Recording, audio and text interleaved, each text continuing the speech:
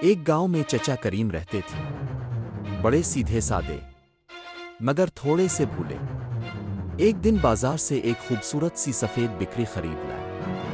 گھر آتے ہی سینہ تان کر بولے، یہ عام بکری نہیں ہے، یہ خاص نسل کی ہے۔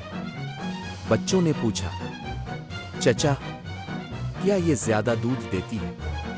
چچا نے آنکھ مار کر کہا، نہیں، یہ سمجھدار ہے۔ اگلی صبح کیا ہوا؟ بکری رسی توڑ کر سیدھی پڑوسی کے کھیت میں۔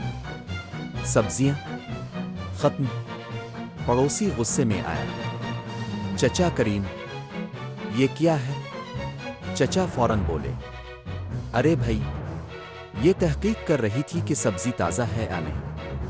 پورا گاؤں ہنس ہنس کر دوہرا ہو گیا۔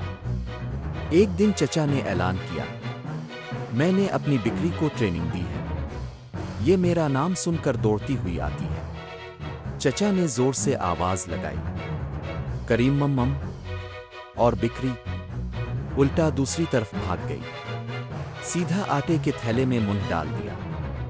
چچا بولے، یہ عوام کے سامنے پرفارم نہیں کرتی۔ پھر ایک دن بکری گم ہو گئی۔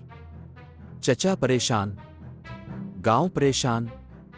شام کو پتہ چلا، بکری مسجد کے صحن میں کھڑی ہے۔ مولوی صاحب مسکرا کر بولے، چچا کریم لگتا ہے بکری اب سے زیادہ سمجھدار ہے۔ چچا نے سر کھجایا اور کہا، ہاں بھائی، اب سے میں بھی اسی کے ساتھ نماز پڑھوں گا۔